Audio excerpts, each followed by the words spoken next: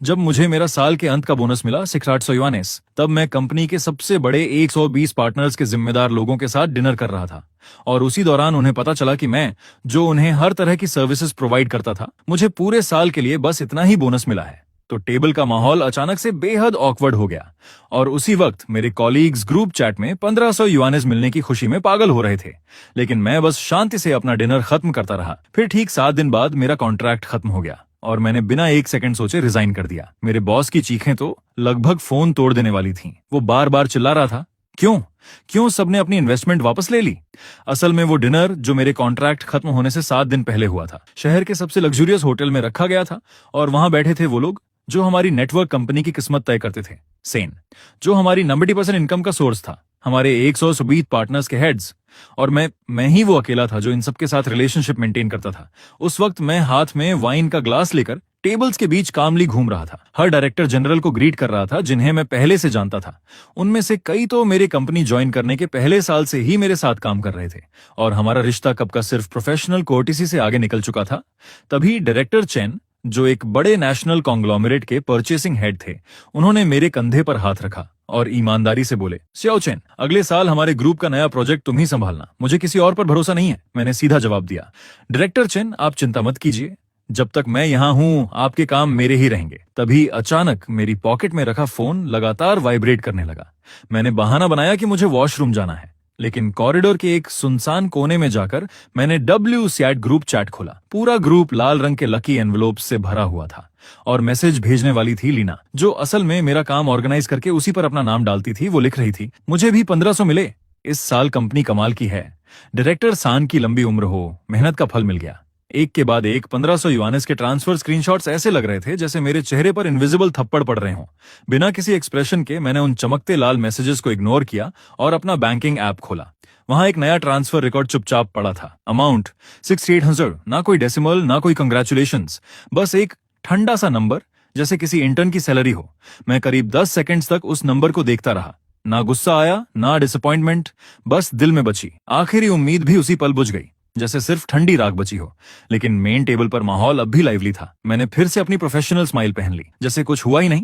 तभी मेरे पास बैठे डायरेक्टर चेन टोस्ट कर रहे थे और उनका एल्बो गलती से मेरे फोन से टकरा गया। स्क्रीन जल उठी और शायद 6800 का नंबर उनकी नजर में आ गया। उन्होंने हल्का सा भौं सिकोड़ते हुए ग्लास नीचे रखा और कैजुअली पूछा, शाओ चेन, इस साल तुम्हारी कंपनी ने इतना अच्छा परफॉर्म किया है तो तुम्हारा ईयर एंड बोनस भी कम नहीं होगा, है ना?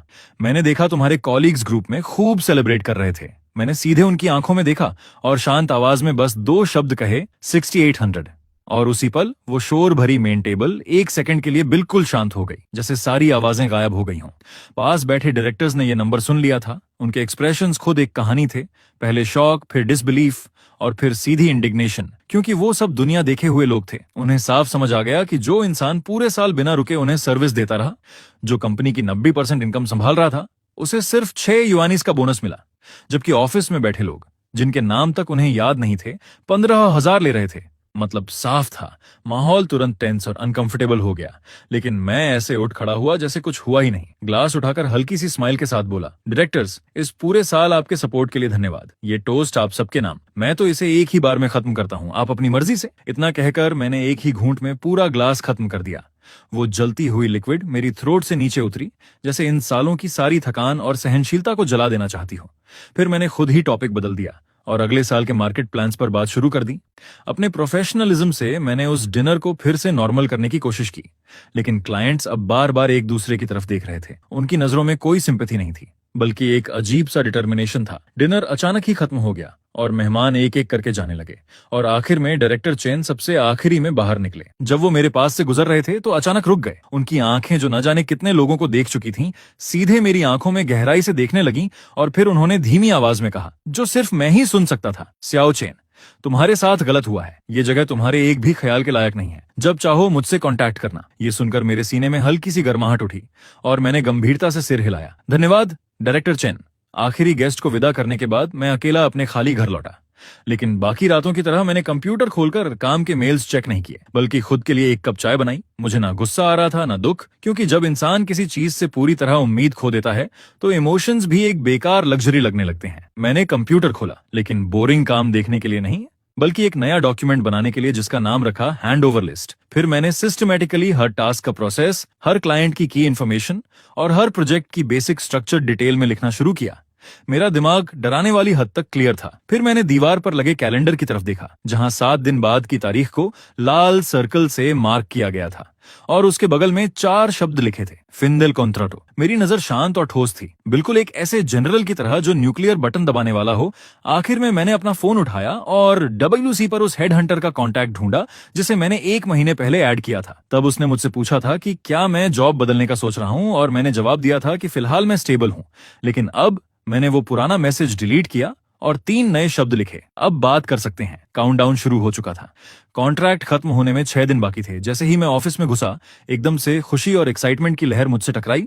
हर कोई बड़ी रकम मिलने की खुशी में पागल था। कोई यूरोप ट्रिप की बात कर रहा था तो कोई नई कार लेने की। लीना ने नए चमकदार रेड हील्स पहन रखे थे और हाथ में एक लग्जरी ब्रांड का बड़ा सा बैग था जो दूर से ही चमक रहा था। वो जानबूझकर मेरे डेस्क के पास आकर रुकी। उसने बैग को मेरी टेबल के कोने पर ऐसे रखा जैसे गलती से रख दिया हो, और फिर एग्जैजरेटेड अंदाज में शिकायत करने लगी कि उसने कल इंपल्सिवली खरीद लिया और ये बैग उतना भी अच्छा नहीं है। फिर उसने कहा, ओ चेन किंग, तुम क्या सोचते हो? मैंने सिर तक नहीं उठाया। मेरी नजर स्क्रीन पर खुले हैंडओवर डॉक्यूमेंट पर ही टिकी रही और मैंने ठंडे लहजे में जवाब दिया, ठीक है। एक पल के लिए लीना की स्माइल जम गई। फिर उसने आवाज ऊंची करके बाकी लोगों को बुलाया, गर्ल्स, इस साल की हमारी बड़ी कमाई सेलिब्रेट करने के लिए मैं सबको बबल टी पिलाती हूँ, जो चाहो ऑर्डर करो। पूरी ऑफिस तालियों और चीयर से गूंज उठी। सब लोग उसके आसपास इकट्ठा होकर फोन से ऑर्डर देने लगे। हंसी और बातें पूरे माहौल में भर गईं। छोटी सी ऑफिस एक मार्केट जैसी लगने लगी। शुरू से लेकर अंत तक किसी ने मुझसे एक बार भी नहीं पूछा, तुम कुछ लोगे? जैसे मैं इनविजिबल था। इस सेलिब्रेशन से अपने आप अलग कर दिया गया था, जिसका मुझसे कोई लेना देना नहीं था। दोपहर 3 बजे बॉस संगवाई अपनी वही बियर बेली और लाल चेहरे के साथ ऑफिस में आया। उसने ताली बजाई और सब शांत होकर उसे देखने लगे जैसे कोई हीरो हो। उसने जोरदार आवाज में कहा, इस साल हमारी कंपनी ने अनप्रेसिडेंटेड रिजल्ट्स हासिल किए हैं। ये आप सबकी मेहनत के बिना संभव नहीं था। उसकी नजर लीना और बाकी हाई बोनस पाने वालों पर गई और वो अप्रूविंग स्माइल के साथ बोला, मैं हमेशा कहता हूं, संके में हम मेहनती लोगों के साथ कभी बुरा नहीं करते। मेहनत करोगे तो कंपनी जरूर नोटिस करेगी। अगले साल भी ऐसे ही मेहनत करना, हम बोनस डबल कर देंगे। वो बड़े उत्साह से एक ब्राइट फ्यूचर पेंट कर रहा था, लेकिन उसकी चालाक आंखें जैसे जानबूझकर मेरी तरफ देखने से बच रही थीं। जैसे मैं, जो 90% इनकम जनरेट करता था, मेहनती लोगों में आता ही नहीं हूं। स्पीच खत्म होने के बाद उसने मुझे इशारा किया। मैं शांतिपूर्वक उठा और उसके पीछे चल दिया। जैसे ही ऑफिस का दरवाजा बंद हुआ, उसके चेहरे की स्माइल थोड़ी फीकी पड़ गई और उसकी जगह एक पैटर्नलिस्टिक एक्सप्रेशन आ गया। उसने कहा, चिंचिंग, इस साल की बात को इतना दिल पर मत लो। मुझे पता है तुम्हारा कंट्रीब्यूशन बहुत बड़ा है, कंपनी सब देखती है। मैं बस अपना पानी का गिलास पकड़े चुपचाप उसकी एक्टिंग सुनता रहा। फिर वो बोला, लेकिन तुम्हें समझना होगा, तुम्हारी सक्सेस काफी हद तक कंपनी के प्लेटफॉर्म की वजह से है। सांके के गोल्डन ब्रांड के बिना वो बड़े क्लाइंट्स तुम्हें कैसे जानते? लीना और बाकी लोग भले तुम्हारी तरह बिजनेस में स्किल्ड ना हो, लेकिन उन्होंने इंटरनल कोऑर्डिनेशन और प्रोसेस मैनेजमेंट में बहुत मेहनत की है। फिर उसने अपने यूजुअल टोन में समझाना शुरू किया कि इस साल मेरा बोनस थोड़ा कम है, लेकिन ये एक कॉम्प्रिहेंसिव इवैल्यूएशन का रिजल्ट है। उसने मुझे सलाह दी कि मैं अभी जवान हूं, मुझे लॉन्ग टर्म विजन रखना चाहिए, और अगर मैं इसी तरह काम करता रहा तो अगले साल मेरा रेड एनवेलोप सबसे बड़ा होगा। मैंने सिर हिलाया और उतनी ही ग्रेटिट्यूड दिखाई जितनी जरूरी थी। फिर शांत आवाज में कहा, समझ गया डायरेक्टर संग, मैं और मेहनत करूंगा। संगवाय साफ तौर पर मेरी आज्ञाकारिता से खुश हो गया। जैसे ही मैं उसके ऑफिस से बाहर निकला, उसे लगा कि उसने अपने सबसे आज्ञाकारी काम के बैल को पूरी तरह काबू में कर लिया है। ब्रेक रूम से लीना और बाकी कोलीग्स की हल्की हल्की हंसी मेरे कानों में पड़ी, लेकिन बिना कोई एक्सप्रेशन बदले मैं सीधा अपने सीट पर लौट आया। उनकी जहरीली बातें अब मेरे लिए बस मक्खियों की भिनभिनाहट जैसी थीं, जो मेरे दिल में जरा सा भी असर नहीं डाल सकती थीं। मैंने एक एन्क्रिप्टेड फोल्डर खोला। उसके अंदर 50 पेजेस का एक डॉक्यूमेंट था जिसका टाइटल था manual para el mantenimiento profundo de relaciones con clientes clave। इसमें सिर्फ कॉन्टैक्ट इन्फॉर्मेशन और कॉन्ट्रैक्ट्स ही नहीं थे, बल्कि हर कंपनी के डिसीजन मेकर्स की पर्सनल प्रीफरेंसेस और इंटरनल कॉम्प्लेक्स रिलेशंस तक डिटेल में लिखी हुई थी। ये मेरे सालों की मेहनत का निचोड़ था, उन 120 क्लाइंट्स की असली बैकबोन। मैंने शांति से इस मैनुअल के कोर हिस्से को एन्क्रिप्ट किया, उसे पैक किया और अपने पर्सनल क्लाउड में अपलोड कर दिया। ये सब करने के बाद ऐसा लगा जैसे मेरे कंधों से कोई भारी बोझ उतर गया हो। तभी संगवाई अपने ऑफिस से बाहर आया और एक्साइटेड होकर बोला, गुड न्यूज, हमने एक और नया प्रोजेक्ट जीत लिया है। क्लाइंट ने स्पेसिफिकली हमारे स्ट्रॉन्गेस्ट मेंबर चेनकिंग को रिक्वेस्ट किया है। ये प्रोजेक्ट तुम्हारा है। सारी नजरें मेरी तरफ घूम गईं। कुछ में जलन थी, कुछ में छुपी हुई खुशी। मैंने सिर उठाया, संगवाई के कॉन्फिडेंट चेहरे को देखा और पहली बार उसे सीधे मना कर दिया। सॉरी डायरेक्टर संग, मेरा कॉन्ट्रैक्ट 7 दिन में खत्म हो रहा है। मैं इस प्रोजेक्ट की कंटिन्यूटी गारंटी नहीं कर सकता। क्लाइंट की रिस्पॉन्सिबिलिटी के लिए बेहतर होगा आप किसी और को ढूंढ लें। पूरी ऑफिस में एकदम कब्र जैसा सन्नाटा छा गया। काउंटडाउन शुरू था, 5 दिन बाकी। तभी उस खामोशी को एक फोन की तेज रिंगिंग ने तोड़ा। ये कंपनी का सबसे बड़ा और पुराना क्लाइंट था। वॉशिंग ग्रुप का सिस्टम अचानक क्रैश हो गया था, जिससे उनकी पूरी प्रोडक्शन लाइन रुक गई थी। वहां के टेक्निकल डिपार्टमेंट ने 2 घंटे इमरजेंसी इंस्पेक्शन किया, लेकिन कुछ नहीं मिला। नॉमिनल क्लाइंट इंचार्ज होने के बावजूद लीना को टेक्निकल डायरेक्टर ने फोन पर बुरी तरह डांटा और वो बस बार बार यही कहती रही, हम इस पर काम कर रहे हैं। उसे खुद कुछ नहीं पता था। आखिरकार वॉशिंग की कॉल सीधे बॉस संगवाई के पास आई। दूसरी तरफ से ठंडी आवाज में अल्टीमेटम दिया गया कि मुझे स्पेसिफिकली इस प्रॉब्लम को फिक्स करना होगा और अगर 2 घंटे में सॉल्व नहीं हुआ तो वो न सिर्फ कोलैबोरेशन खत्म करेंगे बल्कि लीगल एक्शन भी लेंगे। ये सुनते ही संगवाई का चेहरा पीला पड़ गया, क्योंकि वॉशिंग का प्रोजेक्ट कंपनी की एनुअल इनकम का लगभग 20% था। उसे खोना मतलब लाइफलाइन खो देना। वो घबराहट में पसीना पसीना हो गया और अपना सारा ईगो भूलकर सीधे मेरे डेस्क की तरफ दौड़ा। उसकी आवाज में पहली बार विनम्रता थी। चेंचिंग, वॉशिंग के सिस्टम में प्रॉब्लम है, प्लीज तुरंत संभाल लो। पूरी ऑफिस इस सीन को जटिल नजरों से देख रही थी। मैंने ना कोई कंडीशन रखी, ना एटीट्यूड दिखाया, बस शांति से अपना लैपटॉप बंद किया, हेडफोन्स पहने और रिमोटली वॉशिंग के सर्वर से कनेक्ट हो गया। संगवाई और टेक्निकल टीम मेरे आसपास खड़े थे। इतनी चुप्पी कि कोई जोर से सांस लेने की भी हिम्मत नहीं कर रहा था।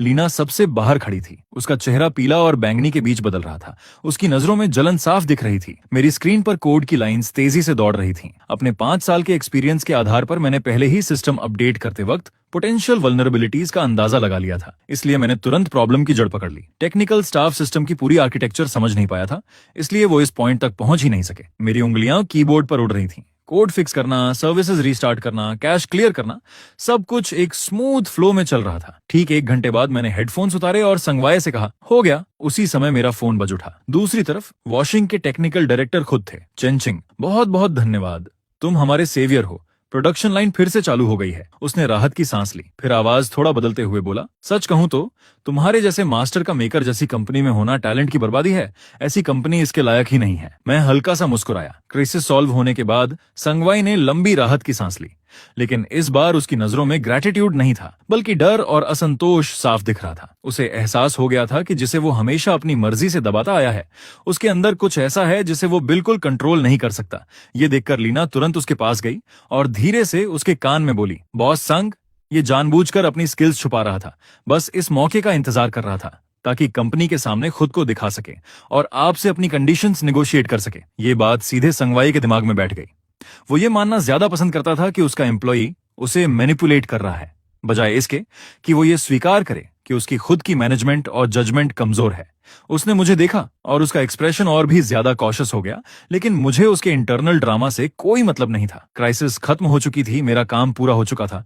मैंने डॉक्यूमेंट्स का एक बंडल प्रिंट किया, उसके डेस्क तक गया और धीरे से रख दिया। बॉस संग, ये मेरी वर्क हैंडओवर लिस्ट है, कृपया इसे रिव्यू कर लीजिए और किसी को असाइन कर दीजिए। संगवाई ने लापरवाही से उसे उठाकर पलटना शुरू किया। उसमें बस 120 क्लाइंट्स के कंपनी नेम्स, स्टैंडर्ड कॉन्ट्रैक्ट्स और पब्लिक कॉन्टैक्ट इन्फॉर्मेशन थी, लेकिन असली चीजें जो एक्सपीरियंस और पर्सनल रिलेशंस पर डिपेंड करती थीं, जैसे मेंटेनेंस मैनुअल्स, की रिलेशनशिप डायग्राम्स और कम्युनिकेशन स्किल्स, उनमें से कुछ भी नहीं था। प्रोसीजर के हिसाब से ये एक परफेक्ट हैंडओवर लिस्ट थी, लेकिन प्रैक्टिकली पूरी तरह बेकार। कॉन्ट्रैक्ट खत्म होने से पहले के आखिरी 4 दिनों में संगवाई ने आखिरकार लीना को मेरा काम लेने के लिए असाइन कर दिया। शायद ये उसका पावर शो करने का तरीका था, जैसे वो कहना चाहता हो, देखा, तुम्हारा सबसे इंपॉर्टेंट काम भी मेरा पसंदीदा एम्प्लॉई आसानी से संभाल सकता है। लीना उस सूखी लिस्ट को ऐसे पकड़े हुए थी जैसे कोई सीक्रेट डिक्री हो। वो घमंड से मेरे सामने बैठ गई और बोली, चेन किंग, एक एक करके एक्सप्लेन करो। हर क्लाइंट की स्पेशल प्रेफरेंसेस क्या हैं, उन्हें क्या सुनना पसंद है, उनके क्या टैबूज हैं, सब क्लियरली बताना होगा। उसका टोन ऐसा था जैसे वो कोई काम नहीं ले रही, बल्कि किसी क्रिमिनल से पूछताछ कर रही हो। मैंने लिस्ट खोली, पहले क्लाइंट पर इशारा किया और कहा, वॉशिंग ग्रुप, परचेसिंग डायरेक्टर चेनी यानुआ, फोन नंबर 39 ये कंपनी की पब्लिक इन्फॉर्मेशन है। कॉन्ट्रैक्ट टर्म्स यहाँ हैं। स्पेशल रिक्वायरमेंट्स अपेंडिक्स 3 में स्टैंडर्ड तरीके से एक्सप्लेन है। वो तुरंत बीच में टोकते हुए बोली, रुको, ये सब कौन सुनना चाहता है? मुझे वो जानना है जो डॉक्यूमेंट्स में नहीं है, जैसे मिस्टर चेन को कौन सा टी पसंद है, उनके साथ खाने जाते वक्त किन बातों का ध्यान रखना है। मैंने सिर उठाया, उसकी तरफ शांति से देखा और कहा, मेरे हैंडओवर का कंटेंट सिर्फ स्टैंडर्डाइज्ड इन्फॉर्मेशन तक सीमित है जो कंपनी की प्रॉपर्टी है और लिस्ट में रिकॉर्डेड है। मिस्टर चेन के साथ मेरी पर्सनल रिलेशनशिप और मेरी एक्यूमुलेटेड कम्युनिकेशन एक्सपीरियंस मेरी पर्सनल एसेट है, ये मेरे हैंड ओवर ऑब्लिगेशंस में नहीं आता। ये सुनकर लीना गुस्से से लाल हो गई। तुम कोऑपरेट नहीं कर रहे हो चेन किंग, ये मत समझना कि तुम जा रहे हो तो तुम बहुत बड़े हो। उसकी आवाज तेज और कर्कश हो गई, जो शांत ऑफिस में और भी चुभ रही थी। मैं अपनी चेयर पर पीछे झुक गया और पहली बार उसे ध्यान से देखा। वो सबके सामने बिना छुपाए अपना एग्रेशन दिखा रही थी। मैंने कहा, जो हैंड ओवर डॉक्यूमेंट मैंने लिखा है उसमें कौन सी लाइन तुम्हें समझ नहीं आई, या फिर तुम्हारी प्रोफेशनल कैपेबिलिटी इतनी नहीं है कि ये बेसिक क्लाइंट डॉक्यूमेंट समझ सको? ये एक ही वाक्य सीधे लीना की सबसे बड़ी कमजोरी पर लगा। उसका चेहरा तुरंत पीला पड़ गया, होंठ कांपने लगे, लेकिन वो एक शब्द भी जवाब नहीं दे पाई। आसपास के कलीग्स धीरे धीरे फुसफुसाने लगे। कुछ लोग लीना को देखकर अंदर ही अंदर खुश हो रहे थे, जैसे उसे पहली बार कोई टक्कर मिली हो, जबकि कुछ लोग मुझे एरोगेंट समझ रहे थे कि मैं जाने से पहले इतना बोल्ड होकर फेवरेट एम्प्लॉय को सबके सामने चैलेंज कर रहा हूं। सिचुएशन हाथ से निकलती देख संगवाई को अपने ऑफिस से बाहर आना पड़ा। उसने कहा, ठीक है, हम सब कलीग्स हैं, शांति से बात करो। फिर गला साफ करके कॉन्डिसेंडिंग टोन में बोला, चिंचिंग, थोड़ा जेनरस बनो।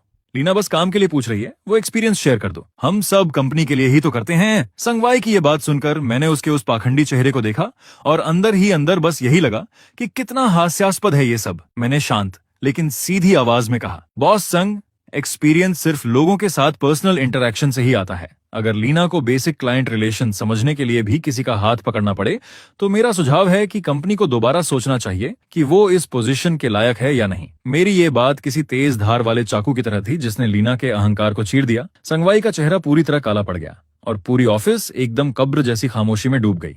उसी तनाव भरे माहौल में मेरा फोन हल्के से वाइब्रेट हुआ। मैंने उठाकर देखा, मिस्टर चेन का वीचैट मैसेज था। जैसे ही मैंने उसे खोला, एक नई कंपनी की बेहद पॉलिश्ड इलेक्ट्रॉनिक ऑफर लेटर सामने थी, जिसका नाम तक मैंने पहले कभी नहीं सुना था। उसमें मेरा पोजीशन सीनियर पार्टनर था और सैलरी इतनी बड़ी थी कि मैंने कभी सोची भी नहीं थी। मैंने फोन बंद किया, सिर उठाया और संगवाई की भारी अंधेरी नजरों से नजर मिली। लेकिन इस बार मेरे दिल में एक अजीब सी राहत थी, जैसे अब ये सब सहने की जरूरत ही खत्म हो गई हो। कॉन्ट्रैक्ट खत्म होने से पहले का आखिरी दिन आ चुका था। मेकर नेटवर्क में मेरा फाइनल डे। मैंने पूरा सुबह अपना वर्क स्पेस साफ करने में बिताया, अपने सारे पर्सनल सामान को एक बॉक्स में पैक कर लिया, कंप्यूटर के सारे पर्सनल फाइल्स परमानेंटली डिलीट कर दिए। डेस्क पर सिर्फ कंपनी का लैपटॉप और फोन बचा था, जैसे मैं कभी यहाँ था ही नहीं। कॉलीग्स 2-3 के ग्रुप में आते, फॉर्मल बातें करते, लेकिन उनकी आंखों में ना कोई मुझे रोकने की इच्छा थी, ना कोई नॉस्टैल्जिया, बल्कि एक अजीब सा मजा था, जैसे वो कोई ड्रामा देख रहे हों। उनके हिसाब से मैं बस एक टेक नर्ड था जो कंपनी के प्लेटफॉर्म के बिना कुछ भी नहीं था, और जल्द ही सोसाइटी मुझे कुचल देगी। तब मैं मेकर के दिनों को याद करूंगा। लीना तो बिल्कुल भी अपना तिरस्कार छुपा नहीं रही थी। वो मेरे पास खड़ी होकर हाथ बांधकर सार्कास्टिक अंदाज में बोली, वाह, लगता है किसी को पंख लग गए हैं। आगे जब मेकर जैसा प्लेटफॉर्म नहीं होगा तब देखेंगे क्लाइंट्स के सामने इतनी एरोगेंस कैसे दिखाते हो। मैंने उसकी तरफ देखा तक नहीं, बस हल्की सी मुस्कान के साथ आखिरी फाइल भी परमानेंटली डिलीट कर दी। दोपहर में संगवाई ने मुझे आखिरी बातचीत के लिए बुलाया। अपनी बड़ी बॉस वाली कुर्सी पर बैठकर उसने कॉन्डिसेंडिंग टोन में कहा, चेन किंग, इस बार तुमने ठीक बिहेव नहीं किया, लेकिन इतने सालों की मेहनत को देखते हुए मैं इसे नजरअंदाज कर देता हूँ। कंपनी के दरवाजे तुम्हारे लिए हमेशा खुले रहेंगे, बस उस समय सैलरी फिर से नेगोशिएट करनी होगी। शायद उसे लगा ये मेरे लिए सबसे बड़ा एहसान है। मैंने शालीनता से मुस्कुराकर धीरे से कहा, बॉस संग, उम्मीद करता हूँ कि मेरे जाने के बाद भी आप मुस्कुरा पाएंगे। शाम के 5 बज चुके थे, जाने का समय हो गया था। मैंने अपना कार्टन बॉक्स उठाया और आखिरी बार अटेंडेंस मशीन पर अपनी फिंगरप्रिंट लगाई, बिना किसी को अलविदा कहे, बिना एक बार भी पीछे मुड़े। पूरी ऑफिस की सिंपैथी, मजाक और इंडिफरेंट नजरों के बीच मैं शांति से उस जगह से बाहर निकल गया जहां मैंने अपनी जवानी के इतने साल दे दिए थे। और उसी समय प्रेसिडेंट ऑफिस में संगवाई का फोन लगातार बज रहा था। सैकड़ों कंपनीज बिना एक भी एक्सेप्शन के मेकर के साथ अपनी पार्टनरशिप खत्म करना चाहती थीं। बेहतर कंडीशंस देने के बावजूद वो साफ मना कर रही थीं, और इसकी एक ही वजह थी, मैं जा चुका था। संगवाई डर के मारे फोन को इतनी जोर से पकड़ रहा था कि उसका स्क्रीन प्रोटेक्टर तक टूट गया। वो घबरा कर चिल्लाया, जल्दी जल्दी चेन किंग को वापस लाओ। रिजाइन करने के अगले दिन सुबह मुझे अलार्म ने नहीं बल्कि खिड़की के बाहर पक्षियों की आवाज ने जगाया। मैंने सिंपल स्पोर्ट्स कपड़े पहने और नीचे पार्क में दौड़ने निकल गया, मेकर नेटवर्क के उस कैलकुलेशन भरे माहौल से दूर। यहां तक कि हवा भी अलग और फ्रेश लग रही थी। मैं झील के किनारे रुककर अपने रिफ्लेक्शन को देखने लगा। मुझे बेरोजगारी की कोई चिंता नहीं थी, बल्कि उल्टा एक अजीब सा कॉन्फिडेंस था कि सब कुछ मेरे कंट्रोल में है। तभी मेरी पॉकेट में रखा फोन वाइब्रेट हुआ। मैंने निकाला। वीचैट ग्रुप से मैसेज था। मेन ग्रुप तो मैं छोड़ चुका था, लेकिन टेक्निकल डिपार्टमेंट के कुछ कॉलीग्स जिनसे मेरी बनती थी, उन्होंने प्राइवेट मैसेज किया था, अब जब तुम जा चुके हो, आज फिर वॉशिंग के लोग प्रोग्रेस के लिए दबाव डालने आए थे। तुम्हारे रिप्लेसमेंट ने तो बॉस को पागल कर दिया है। ये मैसेज पढ़ते ही मैंने बिना कोई एक्सप्रेशन बदले चैट बंद कर दिया और होठों पर एक ठंडी सी मुस्कान आ गई। मैं मेकर की स्ट्रक्चर को बहुत अच्छे से जानता था। वो एक ऐसी इमारत थी जो रेत पर बनी थी और मैं उसका सबसे अहम कॉर्नरस्टोन था। मेरे जाते ही सिर्फ टेक्नोलॉजी नहीं गई थी, बल्कि हर क्लाइंट का ट्रस्ट और गारंटी भी साथ चला गया था। इस वक्त मेकर का ऑफिस पूरी तरह कैओस में डूबा होगा। लीना अब मेरे पुराने डेस्क पर बैठी थी। उसके सामने क्लाइंट रिक्वायरमेंट्स की एक लंबी शीट खुली थी, जिसे वो घूर रही थी लेकिन समझ कुछ नहीं पा रही थी। पहले वो सिर्फ साइन करती थी और बोनस लेती थी, लेकिन अब जब उसे सच में इन कॉम्प्लेक्स डिमांड्स का सामना करना पड़ रहा था तो उसे कोड की पहली लाइन तक समझ नहीं आ रही थी। वो चिढ़कर बोली, ये आखिर है क्या? क्या चेंचिंग ने जानबूझकर अपनी स्किल्स छुपाई थी? ये इंटरफेस कॉल क्यों नहीं हो रहा? उसके बगल में खड़ा टेक्नीशियन धीरे से बोला, मिस लीना, ये मिस्टर चेन ने पुराने वॉशिंग सिस्टम के लिए स्पेशली कंपैटिबिलिटी लॉजिक लिखी थी। ये डॉक्यूमेंटेशन में नहीं है, सब उनके दिमाग में था। उधर मैं पार्क की एक बेंच पर बैठा दूर डूबते सूरज को देख रहा था और मन ही मन बोला, संगवाई, ये तो बस शुरुआत है। तुम अपनी आंखों से देखोगे कि तुम्हारी वो फेक फाउंडेशन असली कोर खोने के बाद कैसे धीरे धीरे टूटती है। रिजाइन करने के तीसरे दिन मैं अपने सोफा पर बैठा एक इंडस्ट्री रिपोर्ट पढ़ रहा था जो मुझे हेडहंटर ने भेजी थी, और जैसा मैंने सोचा था, संगवाई चुप नहीं बैठा। अचानक फोन बजा और स्क्रीन पर वही जाना पहचाना नंबर चमक उठा। मैंने उसे पूरे 30 सेकंड्स तक बजने दिया, फिर आराम से उठाया। उसने बनावटी नरमी से कहा, शाओ चेन, घर पर आराम कर रहे हो? कैसे हो? मैंने सीधा जवाब दिया, डायरेक्टर संग, आपने तो मुझे कभी खाने पर बुलाने का भी समय नहीं निकाला, अब पूछ रहे हैं। फिर हल्की मुस्कान के साथ कहा, मेरे लिए अभी सब ठीक है, शांति है। कुछ सेकंड तक दूसरी तरफ सन्नाटा रहा, फिर उसकी हल्की भारी सांसें सुनाई दी। मुझे पता था इस वक्त उसके ऊपर कंप्लेंट्स की बाढ़ आई हुई है। उसकी झूठी प्रॉमिसेस सुनकर मुझे सिर्फ घिन आती। अगर वॉशिंग और बाकी बड़े क्लाइंट्स इन्वेस्टमेंट वापस लेने की धमकी नहीं दे रहे होते तो शायद वो मुझे कॉल करने की भी जरूरत नहीं समझता। कॉल खत्म होते ही मैंने उसका नंबर ब्लॉक कर दिया। वो सोचता था कि मैं उन चीप एम्प्लॉइज में से हूं जो हड्डी के लिए पूंछ हिलाते हैं, लेकिन उसे ये नहीं पता था कि इन सालों की पेशेंस में मैंने उसकी ग्रीड और शॉर्ट साइटेडनेस को पूरी तरह समझ लिया है। बाहर धीरे धीरे रात उतर रही थी। मैंने कंप्यूटर खोला और एक नई फोल्डर बनाई जिसका नाम रखा डिपार्चर। मैं सिर्फ जाना नहीं चाहता था, मैं वो सब साथ ले जाना चाहता था जो मेरा था, ताकि सानके एक खाली खोल बनकर रह जाए। रिजाइन करने के 5वें दिन वॉशिंग ग्रुप के परचेसिंग डायरेक्टर चेन ने मुझे चाय पर बुलाया। वो एक बेहद शार्प इंसान था और संके में रहते हुए मेरा सबसे वैल्यूड पार्टनर भी। टी हाउस में हल्की खुशबू फैली हुई थी। उसने मुझे गहरी नजरों से देखा, जैसे उसे सब कुछ पहले से पता हो। उसने कहा, शाओ चेन, तुम्हारे जाने के बाद संके पूरी तरह ठप हो गया है। कल संगवाई खुद अपनी टीम लेकर आया था, पूरा दोपहर बैठा रहा, लेकिन एक भी सोल्यूशन नहीं दे पाया। लीना बस औपचारिक बातें करती रही। मैंने शांत स्वर में कहा, डायरेक्टर चेन, ये उनका मामला है, मुझसे इसका कोई लेना देना नहीं। उसने अपनी चाय नीचे रखी, थोड़ा आगे झुका और गंभीर आवाज में बोला, सच कहूं तो वॉशिंग में हम तुम्हारी वैल्यू जानते हैं। तुम्हारे बिना उस प्रोजेक्ट को संके को देना हमारे लिए रिस्की है। मैंने लीगल डिपार्टमेंट से कॉन्ट्रैक्ट कैंसिल करने की प्रक्रिया शुरू करने को कह दिया है। मैंने बिना ज्यादा रिएक्शन दिए चाय का एक घूंट लिया, क्योंकि ये सब मेरे कैलकुलेशंस में पहले से था। फिर उसने कहा, शाओ चेन, क्या तुम खुद का बिजनेस शुरू करने के बारे में सोचोगे? अगर तुम स्टार्ट करते हो तो वॉशिंग का पहला ऑर्डर मैं तुम्हें ही दूंगा।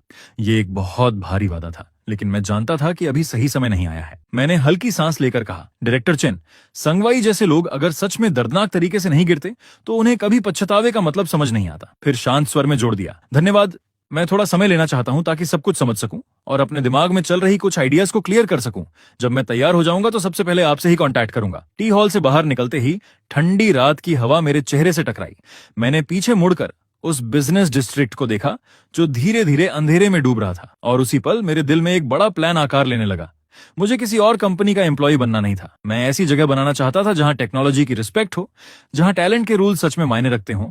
उसी हफ्ते सैन नेटवर्क के अंदर का माहौल दिन ब दिन और ज्यादा टेंस होता जा रहा था। भले ही मैं वहां नहीं था, लेकिन जो लोग 150 के बोनस के लिए लड़ रहे थे और रिजल्ट्स नहीं दे पा रहे थे, उन्होंने एक दूसरे पर ब्लेम डालना शुरू कर दिया था। लीना, जो नॉमिनल इंचार्ज थी, सबकी आलोचना का सेंटर बन गई। कोई उस पर चिल्ला रहा था, मिस लीना, आपने खुद ये रिक्वायरमेंट साइन की थी, अब लॉजिक काम नहीं कर रहा तो हमें ऐसे ही छोड़ दोगी क्या?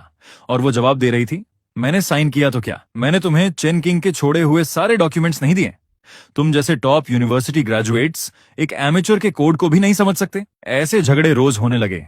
संगवाई अपने ऑफिस में छुपा बैठा था, बाहर निकलने की हिम्मत तक नहीं कर रहा था। शुरुआत में उसे लगा था कि लीना को प्रमोट करके सिचुएशन स्टेबल हो जाएगी, लेकिन हुआ उल्टा। उसके पावर गेम्स के अलावा उसके पास टेक्निकल क्राइसिस संभालने की कोई एबिलिटी ही नहीं थी। उसी समय संगवाई अपने डेस्क पर पड़े वकीलों के सख्त लेटर्स को घूर रहा था। वॉशिंग कॉन्ट्रैक्ट कैंसिल करना चाहता था और 2 बड़े पार्टनर्स भी पीछे हटने की सोच रहे थे। सालों से बनाई उसकी रेपुटेशन मेरे जाने के बाद तेजी से गिर रही थी। वो गुस्से में लीना पर चिल्लाया, तुमने नहीं कहा था कि चेन किंग के जाने के बाद सब ठीक हो जाएगा? अब बताओ इस गड्ढे को कैसे भरोगी? लीना सिर झुकाकर खड़ी थी। उसके चेहरे पर अब उसका पुराना घमंड कहीं नहीं था। उसे समझ आ गया था कि जिसे वो हमेशा तुच्छ समझती थी वही असल में उसका आखिरी सहारा था। उसने धीरे से कहा, डायरेक्टर सांग, क्यों ना हम उस पर कमर्शियल सीक्रेट्स चोरी करने का आरोप लगाकर केस करें? उसे मजबूर करेंगे वापस आने के लिए और सोर्स कोड देने के लिए। संगवाई ने सिर उठाया। उसकी आंखों में एक पल के लिए चालाकी चमकी, लेकिन तुरंत ही वो बेबसी में दब गई। उसे पता था कि ये कदम उठाया तो वापस लौटने का कोई रास्ता नहीं बचेगा। उधर मैं अपने घर पर कंप्यूटर के सामने बैठा था, चुपचाप देख रहा था कि संके की हालत कैसे धीरे धीरे गिरती जा रही है। रिजाइन करने के 7वें दिन, यानी कॉन्ट्रैक्ट ऑफिशियली खत्म होने के 1 हफ्ते बाद, मैंने अपना स्टडी रूम सेट किया। दीवारें मेरे नए प्रोजेक्ट के आर्किटेक्चर डायग्राम से भर चुकी थीं। इस हफ्ते मैंने 3 हेडहंटर ऑफर्स ठुकरा दिए और संगवाई के दर्जनों अपॉलॉजी मैसेजेस को इग्नोर कर दिया। मैं बस इंतजार कर रहा था उस मौके का जब संके कभी फिर से खड़ा ही ना हो सके। तभी फोन बजा। डायरेक्टर चेन का वॉइस मैसेज था। उसकी आवाज थोड़ी जल्दी में लग रही थी। शो चेन, संगवाई पागल हो गया है। उसने इंडस्ट्री ग्रुप्स में नोटिस डाल दिया है कि तुम कंपनी की कोर टेक्नोलॉजी लेकर भाग गए हो। वो कई कंपनीज के साथ मिलकर तुम्हें ब्लैकलिस्ट करना चाहता है। मैंने हल्की मुस्कान के साथ सोचा, ब्लैकलिस्ट? शायद उसे याद नहीं कि उन टेक्नोलॉजी पैटेंट्स के ओरिजिनल ड्राफ्ट्स किसके पास हैं। मैंने बिना जल्दबाजी किए एक एन्क्रिप्टेड फोल्डर खोला जिसमें मेरा रिसर्च एंड डेवलपमेंट डायरी था, जिसे मैं कंपनी ज्वाइन करने के पहले साल से ही मेंटेन कर रहा था। उसमें हर कोर टेक्नोलॉजी एडवांसमेंट के डिटेल्ड रिकॉर्ड्स थे, टाइम स्टैम्प्स के साथ, ओरिजिनल सोर्स कोड के साथ, सब कुछ साफ साफ। मैंने मन ही मन कहा, संगवाई अगर लीगल गेम खेलना चाहता है तो मैं भी इसे अंत तक खेलूंगा। उसी दोपहर मैं शहर के सेंटर में एक स्टार्टअप इंक्यूबेटर के एंट्रेंस पर खड़ा था। डायरेक्टर चेन ने मेरे लिए ये स्पेस अरेंज करवा दिया था। छोटा था लेकिन मेरे पहले कदम के लिए काफी था। मैंने खिड़की के पास खड़े होकर नीचे की भागती दौड़ती सड़क को देखा और धीरे से कहा, आज से ये जगह किंग लैंड टेक्नोलॉजी है। मुझे पहले से पता था कि संगवाई का ये बैन वाला ऑर्डर जल्दी ही मजाक बन जाएगा, क्योंकि जैसे ही वो क्लाइंट्स जो सान की वजह से इतना सफर कर चुके थे मुझे फिर से राइज करते देखेंगे, वो खुद ही सबसे सही फैसला ले लेंगे। उसी समय सेंग नेटवर्क अपने आखिरी उन्माद में डूब रहा था। संगवाई और लीना को लगा था कि उन्होंने मेरी कमजोरी पकड़ ली है, लेकिन उन्हें यह नहीं पता था कि वो खुद एक एक कदम चलकर उस कब्र की तरफ जा रहे हैं जो मैंने पहले ही उनके लिए खोद रखी थी। संगवाई का ये बैन ऑर्डर पूरी इंडस्ट्री में ठंडी हवा की तरफ फैल गया। मैं अपने नए किराए के वर्क स्पेस में बैठा फोन पर हेडहंटर एजेंसीज के अपॉलॉजी मैसेजेस देख रहा था, लेकिन मुझे कोई खास फर्क नहीं पड़ रहा था। उनके शब्द नरम थे लेकिन मैसेज साफ था। संगवाई ने इंडस्ट्री एसोसिएशन से बात कर ली थी, जो भी मेरे साथ कॉन्ट्रैक्ट साइन करेगा उसे संके को सपोर्ट करने वाली बड़ी कंपनियों का सामना करना पड़ेगा। ये बचकानी चाल मैंने पहले ही सोची हुई थी। मैंने फोन बंद किया और व्हाइट बोर्ड पर नए सिस्टम की कोर लॉजिक ड्रॉ करने लगा। तभी दरवाजे के बाहर हल्के कदमों की आवाज आई। वो शाओवांग था जो पहले मेरे साथ टेक्निकल डिपार्टमेंट में काम करता था। उसने आते ही कहा, चेन, मैंने रिजाइन कर दिया। मैंने उसे बैठने का इशारा किया और पूछा, कौन रेजिग्नेशन प्रोसेस पूरा हो गया? संगवाई ने परेशान तो नहीं किया। उसने सिर हिलाया। उसकी आंखें थोड़ी लाल थीं। अब कंपनी में हर कोई डर के माहौल में जी रहा है। लीना अपनी जिम्मेदारी से बचने के लिए दिन भर ये चेक करती रहती है कि किसका तुमसे प्राइवेट कांटेक्ट है, और बॉस ने हमें मजबूर किया कि हम उस एन्क्रिप्टेड लॉजिक को क्रैक करें, वरना पूरी टीम का बोनस काट देंगे। मैं अब और सहन नहीं कर सकता था। चेन, अगर तुम्हें लोगों की जरूरत है तो मैं तुम्हारे साथ काम करना चाहता हूँ, बिना सैलरी के भी। उसकी बात सुनकर मेरे दिल में एक गर्माहट सी दौड़ गई। संगवाई को लगा था कि वो अपनी पावर से मेरे सारे रास्ते बंद कर देगा, लेकिन वो ये भूल गया कि इंसानों के दिल कभी धमकियों से नहीं खरीदे जा सकते। मैंने शांत होकर कहा, सैलरी होगी और पहले से ज्यादा होगी, लेकिन उससे पहले हमें इस फेक बैन ऑर्डर से निपटना होगा। मैंने कंप्यूटर ऑन किया और उस प्रोफेशनल टेक्निकल फोरम में लॉगिन किया जहां मैं काफी समय से एक्टिव नहीं था। वहां मैं सिर्फ चेनकिंग नहीं था, बल्कि इंडस्ट्री का एक जाना माना नाम था जिसके हजारों फॉलोअर्स थे। अगर संगवाई मुझे बदनाम करना चाहता था तो मैं उसे दिखाने वाला था कि असली काउंटर अटैक क्या होता है। रिजाइन के 10वें दिन मुझे लीना का अनएक्सपेक्टेड कॉल आया।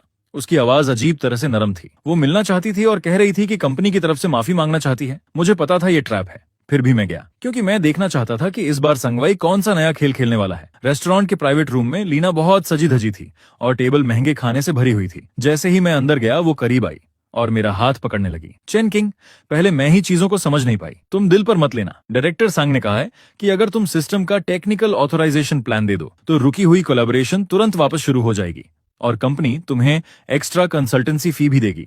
मैंने उसे सीधा देखा और कहा, लीना, क्या तुम खुद अपनी बातों पर यकीन करती हो? ये कोड मेरी इंटेलेक्चुअल प्रॉपर्टी है, ये कॉन्ट्रैक्ट में साफ लिखा था। उसकी स्माइल थोड़ी खींच गई और उसकी आंखों में अचानक गहरी चालाकी आ गई। उसने अपने बैग से एक रिकॉर्डर निकाला और जोर से टेबल पर पटका। चेन किंग, जिद मत करो। डायरेक्टर सांग ने एक्सपर्ट से बात कर ली है। अगर तुम आज नहीं माने तो हम तुम पर यह आरोप लगाएंगे कि तुमने रिजाइन करने से पहले जानबूझकर सिस्टम में वायरस डाला था। इस रिकॉर्डर में तुम्हारी कन्फेशन है। उसकी ये कॉन्फिडेंस देखकर मुझे हंसी आ गई। शायद उसे ये नहीं पता था कि मैं कमरे में घुसते ही अपना phone real time cloud recording पर डाल चुका हूं। मैंने शांत होकर कहा, अच्छा है, क्योंकि मैं भी चाहता हूं कि जज ये सुने कि तुम मुझे मेरी इंटेलेक्चुअल प्रॉपर्टी छोड़ने के लिए मजबूर कर रही हो। मैं बिना खाना देखे उठ गया। पीछे लीना गुस्से में चिल्ला रही थी, लेकिन मैं पहले ही सोच रहा था कि इस धमकी को कैसे यूज करके संके को एक बड़ा लीगल झटका दूं। उसी दौरान मुझे एक और बड़ी खबर मिली। संके सिटी स्मार्ट प्रोजेक्ट के टेंडर के लिए तैयारी कर रहा था। ये उनका आखिरी सहारा था। इस कॉन्ट्रैक्ट को जीतने के लिए संगवाई ने सब कुछ दांव पर लगा दिया था। यहाँ तक कि उसने मेरे पुराने रिसर्च अचीवमेंट्स को भी प्रपोजल में शामिल कर लिया। शाओवांग मेरे सामने बैठा टेंशन में बोला, चेन, अगर वो बस तुम्हारे प्लान को थोड़ा बदलकर अपना बनाकर पेश कर दें तो हम क्या करेंगे? हमारी कोई रेपुटेशन नहीं है। अपनी इनोसेंस साबित करना मुश्किल होगा। शाओवांग की बात सुनकर मैंने बिना घबराए जवाब दिया, चिंता मत करो। उस प्लान में मैंने सिर्फ लॉजिक नहीं छोड़ी थी। मैंने बेस आर्किटेक्चर में एक लॉजिकल ट्रैप सेट किया था जो सिर्फ मैं एक्टिवेट कर सकता हूं, और जैसे ही सिस्टम एक खास ऑपरेशन लेवल पार करेगा, बिना मेरे ऑथराइजेशन सर्टिफिकेट की पूरी इंटरफेस खुद ब खुद कॉपीराइट डिक्लेरेशन दिखाएगी। संगवाई को लगा था कि सोर्स कोड मिलते ही वो चैन से सो पाएगा। उसे ये नहीं पता था कि वहीं उसकी बर्बादी की शुरुआत है।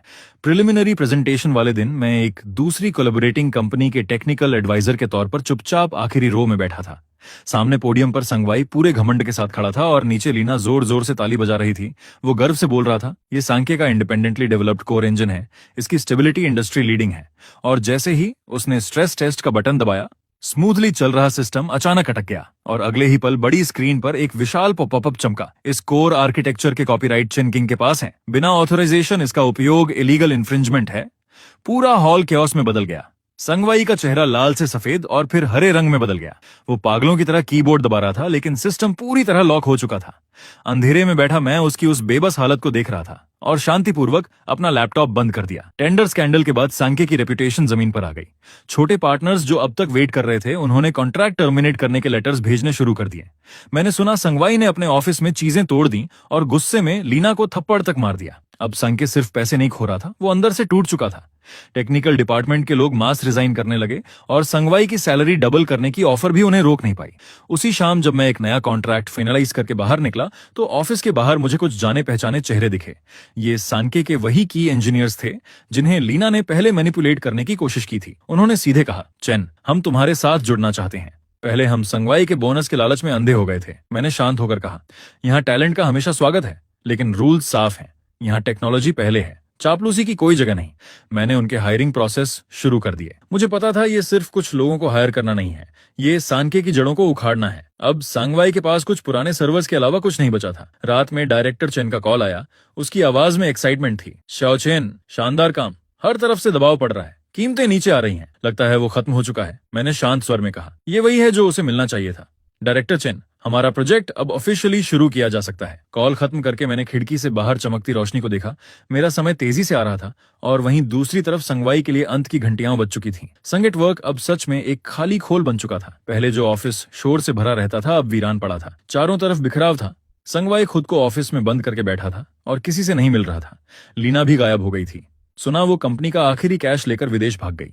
लेकिन संगवाई जैसे लोग पूरी तरह खत्म होने से पहले आखिरी बार पागलपन में वार जरूर करते हैं। उस रात मैं पार्किंग में अपनी कार खड़ी करके ऊपर जाने ही वाला था कि अचानक एक परछाई अंधेरे से बाहर आई। हल्की रोशनी में मैंने उस विकृत चेहरे को पहचाना। वो संगवाई था। उसके हाथ में एक नाइफ था और आंखों में पागलपन। वो चिल्लाया, चेन किंग, तुमने मुझे इस हालत में क्यों धकेला? मैंने तुम्हें पैसा दिया, शेयर्स दिए, फिर भी तुम मुझे क्यों नहीं छोड़ते? मैंने शांत नजरों से उसकी तरफ देखा और कहा, संगवाई, तुमने खुद संके को तब खत्म कर दिया था जब तुमने साल के अंत का बोनस काटा और लोगों की लॉयल्टी से खेला। तुम्हारा अंत उसी दिन तय हो गया था। मैं एक कदम भी पीछे नहीं हटा, क्योंकि मुझे पता था डर दिखाना उसे और खतरनाक बना देगा। वो चीखा, अब मेरे पास कुछ नहीं बचा। अगर मैं गिरा तो तुम्हें भी साथ लेकर गिरूंगा। और अचानक मुझ पर झपटा। मैंने साइड होकर उसका वार बचाया और उसकी कलाई पकड़ ली। सालों की जिम हैबिट काम आई। मैंने जोर से ट्विस्ट किया और नाइफ उसके हाथ से गिर गया। तभी पार्किंग के एंट्रेंस से पुलिस सायरन गूंज उठी, क्योंकि मैं हमेशा अपने फोन में इमरजेंसी अलर्ट सिस्टम एक्टिवेट रखता था। मैंने देखा कि संगवाई पुलिस के हाथों जमीन पर दबा हुआ किसी जंगली जानवर की तरह चीख रहा था और मैं शांत खड़ा उसे देखता रहा। फिर धीरे से कहा, संगवाई, तुम्हें सबसे ज्यादा पछतावा इस बात का नहीं होना चाहिए कि तुमने मुझे साल का बोनस नहीं दिया, बल्कि इस बात का होना चाहिए कि तुमने कभी किसी का सच में सम्मान ही नहीं किया। पुलिस की गाड़ी धीरे धीरे दूर चली गई। मैंने जमीन से अपनी चाबियां उठाई और बिना पीछे देखे एलिवेटर में चला गया। तूफान खत्म हो चुका था और कल वो दिन था जब किंग लनी आधिकारिक तौर पर अपना नाम बदलकर किंगलैंड ग्रुप बनने वाला था। संगवाई की गिरफ्तारी के अगले दिन मैं फिर उसी जगह लौटा जो कभी मेरी थी, लेकिन इस बार मैं एम्प्लॉय नहीं बल्कि क्रेडिटर और पोटेंशियल बायर बनकर आया था। ऑफिस बिखरा हुआ था जैसे किसी तूफान ने उसे तबाह कर दिया हो। फर्श पर डॉक्यूमेंट्स फैले हुए थे। जो डिपार्टमेंट हेड्स पहले घमंडी थे, अब चुपचाप बैठे थे। उनकी नजरें खाली थीं। मैं चुपचाप संगवाई के ऑफिस में गया। वही बड़ा सा महोगनी डेस्क अब भी वहां था, बस उसका मालिक अब कैदी बन चुका था। कुछ कोर्ट ऑफिशियल्स अकाउंटिंग बुक्स को सील कर रहे थे। डायरेक्टर चेन ने मुझसे पूछा, प्रारंभिक हिसाब के अनुसार संके का कर्ज उसके एसेट से बहुत ज्यादा है, क्या तुम वाकई इस मैस को लेना चाहते हो? मैंने शांत स्वर में कहा, मुझे सिर्फ सर्वर्स के यूसेज राइट्स और मेन पैटेंट्स की ओनरशिप चाहिए। बाकी डेट संगवाई का पर्सनल मामला है। मैं मुड़ा तो देखा कुछ पुराने एम्प्लॉइज दरवाजे के पीछे से झांक रहे थे। उनमें वही लोग भी थे जो मेरे बोनस कटने पर मुझ पर हंसे थे। अब उनकी आंखों में एक तरह की विनती थी। मैंने बिना भाव बदले कहा, जो रहना चाहता है शाह से मिलकर नया इंटरव्यू दे। किंगलानी में चापलूसी से बोनस लेने का दौर खत्म हो चुका है। उनके चेहरों पर शर्म और राहत का अजीब मिश्रण था, लेकिन मुझे कोई खास संतोष नहीं हुआ। ये दुनिया ऐसी ही है, जब तुम्हारे पास वैल्यू नहीं होती तो डिग्निटी भी लग्जरी बन जाती है। मैं खिड़की के पास गया और नीचे भागती सड़क को देखने लगा। संके का साइन जल्द ही हटाया जाएगा, लेकिन ये तो बस शुरुआत थी। संगवाई के छोड़े हुए इस मलबे में मुझे एक ऐसा सीक्रेट मिला जिसकी मुझे उम्मीद नहीं थी। लीना जो डेटा लेकर भागी थी वो मेरी सोच से कहीं ज्यादा जटिल था। सर्वर्स का कंट्रोल लेने के बाद मैं और शौवंग लगातार 2 रात जागे। तब जाकर हमें पता चला कि लीना सिर्फ कैश ही नहीं ले गई थी, उसने एडमिन अथॉरिटी का इस्तेमाल करके कंपनी की बैकअप डेटाबेस को भी फॉर्मेट करवा दिया था। और इससे भी बुरा, वो एक अधूरा मिलिट्री ग्रेड इंक्रिप्शन प्रोटोकॉल का ड्राफ्ट भी ले गई थी। शौवंग घबरा कर बोला, चैन ये ड्राफ्ट तो तुमने ही लिखा था। अगर लीना इसे कॉम्पिटिटर को बेच दे और हम पर कॉपीराइट इन्फ्रिंजमेंट का केस कर दे तो हम बच नहीं पाएंगे। मैंने उसे बैठने का इशारा किया और कहा, लीना बहुत दूर नहीं जाएगी। उस एन्क्रिप्शन प्रोटोकॉल को मेरे अलावा कोई पूरी तरह डिक्रिप्ट नहीं कर सकता। उसके पास जो यूएसबी है वो बस एक हॉट पोटैटो है।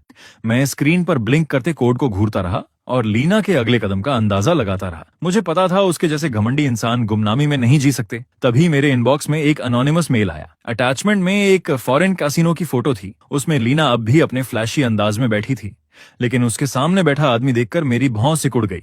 वो डायरेक्टर साओ था, इंडस्ट्री का कुख्यात डेटा ब्रोकर जो कमर्शियल सीक्रेट की खरीद फरोख्त से पैसा बनाता था। मैं समझ गया कि लीना को बायर मिल चुका है। एक तरफ संगवाई जेल में सड़ रहा था और दूसरी तरफ लीना बाहर अपने बॉस को धोखा देकर फायदा उठा रही थी। सच में दोनों एक जैसे थे। मैंने तुरंत पुलिस को कॉल नहीं किया क्योंकि मुझे पता था कि डायरेक्टर साओ जैसा चालाक आदमी असली वैल्यू देखे बिना पैसा नहीं देगा। मैंने उसे एक छोटा सा मैसेज भेजा, उसमें बैकडोर है, अगर जीना चाहते हो तो उसे मत छुओ।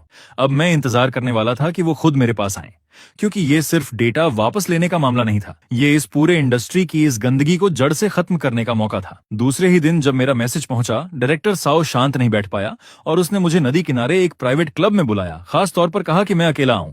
तय समय पर मैं वहां पहुंचा तो कमरा धुएं से भरा हुआ था। सामने डायरेक्टर साओ मैत्रेया बुद्धा की मूर्ति की तरह मुस्कुरा रहा था और उसके बगल में बैठी लीना का चेहरा थोड़ा पीला पड़ा हुआ था। उसने कहा, डायरेक्टर चेन, आपके बारे में बहुत सुना है। आजकल के युवा वाकई कमाल है। संगवाई जैसा चालाक आदमी भी आपसे हार गया। मैंने सीधे कहा, डायरेक्टर साओ, सीधी बात करता हूं, मैं चेन किंग हूं और जो लीना के हाथ में है वो निगल नहीं पाएगी।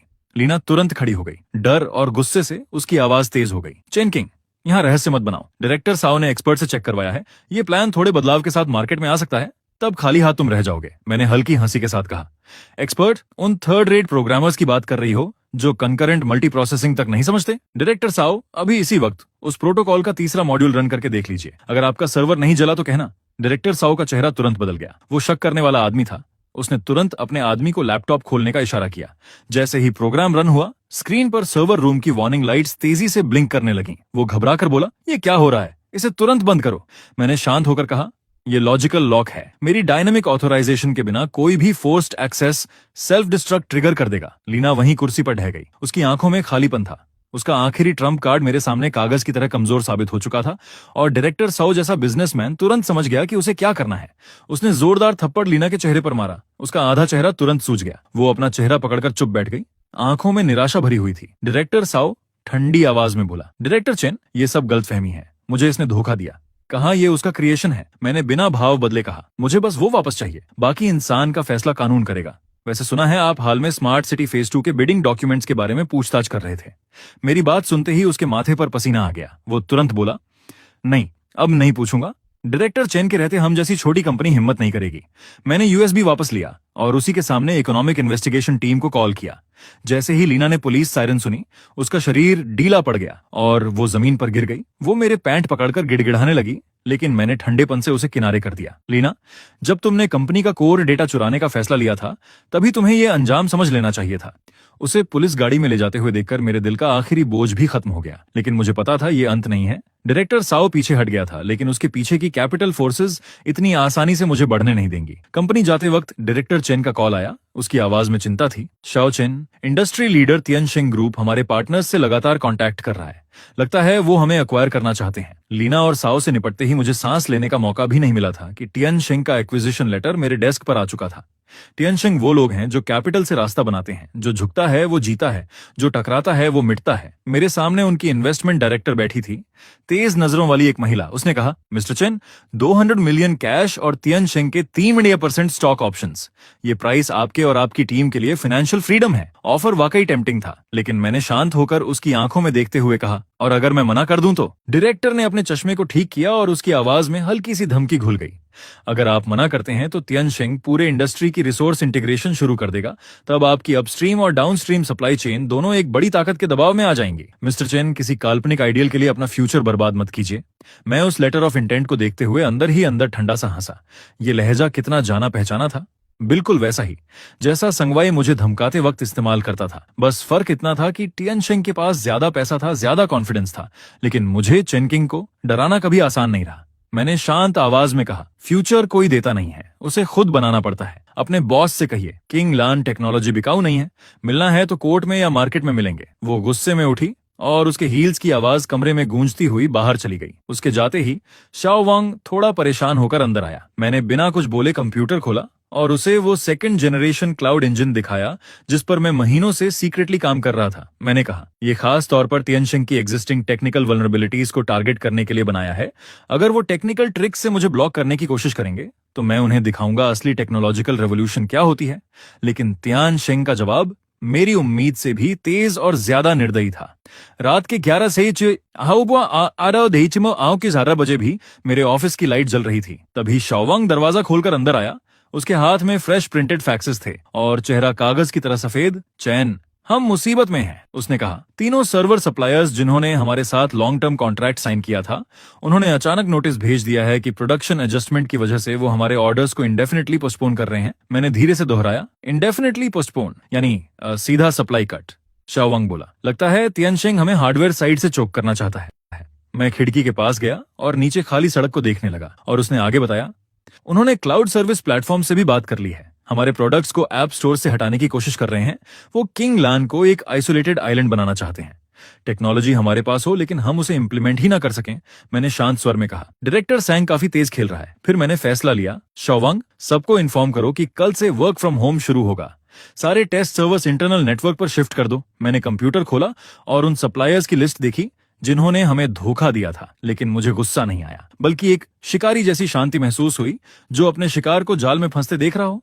मैंने धीरे से कहा, उन्हें लगता है कैपिटल से सप्लाई चेन कंट्रोल कर लेंगे, लेकिन वो भूल रहे हैं कि इस डेटा ड्रिवन एरा में हार्डवेयर सिर्फ एक व्हीकल है। शाओ वांग ने घबराकर पूछा, लेकिन बिना सर्वर्स के हमारा second gen engine online testing में नहीं जा पाएगा। मैंने उसकी तरफ देखा और हल्की मुस्कान के साथ कहा, किसने कहा कि हमें उनके सर्वर्स ही इस्तेमाल करने हैं? अगर वो गंदा खेल खेलना चाहते हैं तो मैं भी तैयार हूं।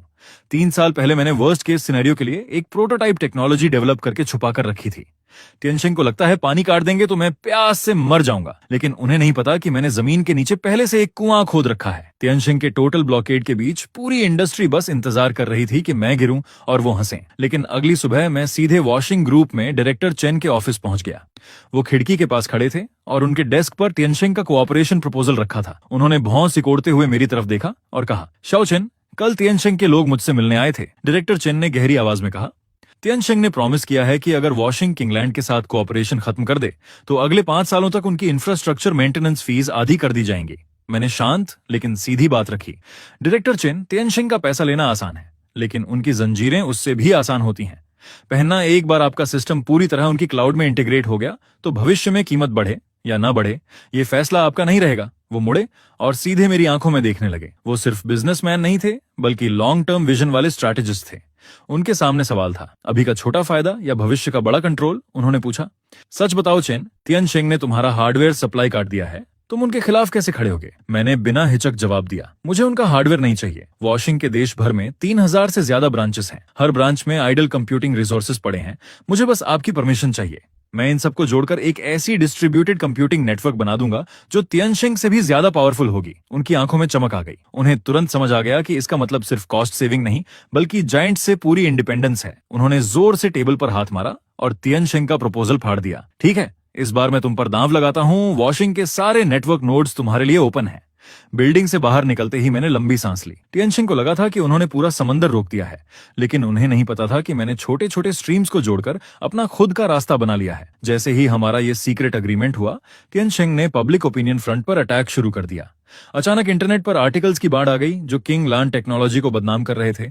कहा जा रहा था कि हमारे सिस्टम में सीरियस सिक्योरिटी फ्लॉज हैं। यहां तक कि यह भी इंसिनुएट किया गया कि हम यूजर डेटा इलीगली कलेक्ट करते हैं। शाओवांग घबराकर बोला, चेन, ये सब झूठ है। हमारा कोड ऑडिटेड और ओपन सोर्स है। हम डेटा कैसे कलेक्ट कर सकते हैं? मैंने शांत होकर कहा, उन्हें सच की जरूरत नहीं, बस डाउट पैदा करना है। और एक बार ये डाउट क्लाइंट्स के दिमाग में बैठ गया तो हमारा प्रोडक्ट पुश करना मुश्किल हो जाएगा। मैं उन तथाकथित एक्सपर्ट्स के एनालिसिस देख रहा था जो हमारी टेक्नोलॉजी को डिस्टॉर्ट कर रहे थे। कुछ क्लाइंट्स जो पहले रेडी थे वो भी पीछे हटने लगे। मैंने हल्की मुस्कान के साथ कहा, तियनशिंग की मोरल ब्रेकिंग स्ट्रेटजी वाकई कमाल की है, लेकिन अगर वो ओपिनियन वॉर खेलना चाहते हैं तो हम भी खेलेंगे। मैंने शाओवांग से कहा, ग्लोबल टॉप हैकर कंपटीशन की ऑफिशियल साइट पर हमारे सेकंड जेन इंजन का full security test report publish करो और अनाउंस करो। जो भी किंगलैंड का फायरवॉल ब्रीच करेगा उसे $1 मिलियन रिवॉर्ड मिलेगा। ये सिर्फ रूमर्स का जवाब नहीं था, बल्कि सबसे मजबूत पब्लिसिटी थी। जैसे ही ये न्यूज बाहर गई, पूरा टेक वर्ल्ड हिल गया। तियनशिंग के हायर्ड ट्रोल्स तुरंत गायब हो गए, क्योंकि एब्सोल्यूट टेक्नोलॉजी के सामने अफवाहें खुद ही मर जाती हैं। लेकिन जहां सबकी नजर इस कंपटीशन पर थी, मैं एक और चीज ऑब्जर्व कर रहा था। तियनशिंग के कोर प्रोडक्ट्स की यूजर लॉस रेट। मैंने जो कंपैटिबिलिटी पैच उनके सिस्टम में इनडायरेक्टली इन्फ्लुएंस करने के लिए डिजाइन किया था, उसने उनके इंटरनल सिस्टम को अनस्टेबल कर दिया था। आधे महीने के ब्लॉकेड के बाद भी तियनशिंग हमें क्रश नहीं कर पाया, बल्कि खुद ही रिसोर्सेज ओवरयूज करके स्लो डाउन का शिकार हो गया। मेरे एक पुराने दोस्त ने, जो तियनशिंग के अंदर था, मैसेज भेजा, यहां इन्वेस्टमेंट डायरेक्टर और टेक्निकल डायरेक्टर रोज लड़ रहे हैं। एक छोटी कंपनी को दबाने के लिए हमने इतना रिसोर्स झोंक दिया, और अब देखो, वॉशिंग न सिर्फ गया नहीं बल्कि कई बड़े क्लाइंट्स को भी साथ ले गया। और इसका दोष टेक्निकल डिपार्टमेंट पर डाला जा रहा है। एक छोटी सी कंपनी की कंप्यूटिंग नेटवर्क तक ब्लॉक नहीं कर पाए और ऊपर से बजट मांग रहे हैं। ये अंदर की लड़ाई वही रिजल्ट था जो मैं चाहता था, क्योंकि जायंट्स को सबसे ज्यादा डर बाहरी दुश्मन से नहीं बल्कि अंदर से टूटने से लगता है। मैं कंप्यूटर के सामने बैठा तियनशिंग के स्टॉक्स की गिरती हुई ग्राफ देख रहा था और उसी के साथ सही वक्त कैलकुलेट कर रहा था। मैंने शाओवांग से पूछा, तैयार हो? आज रात 8 बजे हमारा सेकंड जेन इंजन वॉशिंग की कंप्यूटिंग नेटवर्क पर ग्लोबल पब्लिक बेटा में लॉन्च होने वाला था। ये एक बहुत बड़ा गैम्बल था। अगर हम सफल हुए तो किंगलैंड टेक्नोलॉजी जायंट्स का मोनोपोली तोड़ देगा, और अगर फेल हुए तो तियनशिंग का बदला और भी खतरनाक होगा। ठीक 8 बजे मैंने एंटर दबाया और स्क्रीन पर काउंटलेस लाइट पॉइंट्स जल उठे। पूरे देश में फैले वॉशिंग के नोड्स एक साथ एक्टिवेट हो गए। एक ऐसी कंप्यूटिंग पावर का तूफान बन गया जो पहाड़ हिला सकता था। मैंने धीरे से कहा, दुनिया को बता दो, अब गेम के रूल्स बदलने वाले हैं। उसी पल तियनशिंग के हेडक्वार्टर्स में सन्नाटा छा गया। उन्हें एहसास हुआ कि जिस डिफेंस सिस्टम पर उन्हें घमंड था, वो किंग लान की नई आर्किटेक्चर के सामने कागज जैसा कमजोर है। 3 दिन बाद जब बेटा पूरी तरह सफल रहा तो इंडस्ट्री का रुख पूरी तरह बदल गया। जो सप्लायर्स मुझे अवॉइड करते थे वो अब लाइन लगाकर मिलने को तैयार थे। लेकिन मैं ऑफिस में नहीं था, मैं एक प्राइवेट कॉकटेल इवेंट में था जहां सिर्फ इंडस्ट्री के बड़े लोग मौजूद थे। तियनशिंग का चेयरमैन खुद आया था। उसकी आंखों में अब एरोगेंस नहीं बल्कि रिस्पेक्ट और हल्की बेचैनी थी। उसने कहा, यंग चेन, नई जनरेशन वाकई पुरानी को पीछे छोड़ रही है। हमसे गलती हुई कि हमने तुम्हारी वैल्यू नहीं पहचानी। क्यों ना हम बैठकर बात करें? Deep strategic cooperation. मैंने शांत होकर कहा, कोऑपरेशन पॉसिबल है, लेकिन पहले तियनशिंग पब्लिकली अपोलोजाइज करेगा और किंगलैंड टेक्नोलॉजी को ब्रांड डैमेज के लिए कॉम्पेंसेट करेगा। उसकी जॉ टाइट हो गई। उसके लिए ये खुद को सबके सामने थप्पड़ मारने जैसा था। लेकिन उसने आसपास खड़े पार्टनर्स को देखा और समझ गया कि अब उसके पास कोई बार्गेनिंग पावर नहीं बची। मैंने कैजुअली जोड़ दिया, आप मना भी कर सकते हैं, लेकिन सुना है आपके कई की टेक्निकल स्टाफ हमारी नई आर्किटेक्चर में काफी इंटरेस्टेड हैं और रिज्यूमे भेज चुके हैं। ये सीधा उसकी जड़ों पर वार था। मैं सिर्फ उसके क्लाइंट्स नहीं बल्कि उसकी फाउंडेशन भी खींच रहा था। मैंने वाइन का घूंट लिया और मन ही मन समझ गया कि ये जीत बस शुरुआत है। ये गेम अब और बड़े लेवल पर जाने वाला है। तियनशिंग का झुकना टेम्पोरेरी था और मुझे साफ महसूस हो रहा था कि अंधेरे में कोई और बड़ी ताकत किंगलैंड टेक्नोलॉजी पर नजर गड़ाए बैठी है। पार्टी से बाहर निकलते ही ठंडी हवा चेहरे से टकराई। तभी मेरे फोन पर एक अननोन नंबर से मैसेज आया, अपनी पीठ का ख्याल रखना। मैंने कुछ देर तक उस मैसेज को देखा। ये नंबर मल्टीपल वर्चुअल रिलेज से गुजरा था। ट्रेस करना नामुमकिन था। मैं खिड़की के पास गया, भारी पर्दे हटाए और नीचे गुजरती गाड़ियों की लाइट्स को देखता रहा। पहली बार मुझे लगा कि इस बिजनेस वॉर की गहराइयों में कोई अज्ञात निगाहें मुझे देख रही हैं। मैंने ये बात शाओवांग को नहीं बताई, उसे परेशान नहीं करना चाहता था, लेकिन मैंने तुरंत कंप्यूटर खोला और पिछले 3 सालों के टियनशिंग ग्रुप के शेयर होल्डिंग रिकॉर्ड्स निकाल ली। सरफेस पर वो एक जायंट था, लेकिन अंदर उसकी कैपिटल स्ट्रक्चर बेहद कॉम्प्लेक्स थी। कई फॉरेन इन्वेस्टमेंट फंड्स की परछाइयां बार बार दिख रही थीं। तब मुझे समझ आया, संगवाई, लीना, डायरेक्टर साओ, ये सब सिर्फ मोहरे थे। तियानशिंग मुझे सिर्फ मार्केट शेयर के लिए नहीं निगलना चाहता था, इसके पीछे कुछ और गहरा खेल चल रहा था। और जैसे ही मैं इन विचारों में डूबा हुआ था, अचानक मेरे इनबॉक्स में एक अलर्ट चमका। वो अलर्ट मेरे सेकंड जेन इंजन के बैकएंड से आया था। कोई एक ऐसा प्रोटोकॉल इस्तेमाल कर रहा था जिसे मैंने पहले कभी नहीं देखा था, और वो वॉशिंग नेटवर्क के नोड्स से लार्ज स्केल ऑपरेशनल डेटा निकालने की कोशिश कर रहा था। मैंने तुरंत कीबोर्ड पर तेजी से काम करना शुरू किया और सिस्टम में कई लेयर्स के डायनामिक फायरवॉल्स ऐड कर दिए। ये तियानशिंग का तरीका नहीं था, ये किसी प्रोफेशनल फॉरेन टीम जैसा लग रहा था। उसी पल मुझे समझ आ गया कि मेरी एंट्री ने सिर्फ तियानशिंग को नहीं, बल्कि इस इंडस्ट्री के पीछे छिपे असली फाइनेंशियल शार्क्स को भी जगा दिया है। और वो वार्निंग मैसेज मजाक नहीं था, बल्कि एक देर से आया हुआ इशारा था। अगली सुबह तियानशिंग का ऑफिशियल अपॉलॉजी लेटर इंडस्ट्री के बड़े पोर्टल्स की हेडलाइंस पर था। लैंग्वेज बेहद सिंसियर थी। उन्होंने सारा ब्लेम कुछ सीनियर एग्जीक्यूटिव्स पर डाल दिया और साथ ही टेंस ऑफ मिलियंस की कॉम्पेंसेशन सीधे किंगलैंड टेक्नोलॉजी के अकाउंट में ट्रांसफर कर दी। शाओवांग एक्साइटेड होकर बोला, चेन जल्दी देखो, हमें ड्रैगन स्लेयर कहां जा रहा है। इस बार तियानशिंग सच में गिर गया। मैंने शांत स्वर में कहा, शाओवांग, जायंट्स को कभी अंडर एस्टिमेट मत करो। अगर वो झुकते हैं तो सिर्फ सांस लेने के लिए।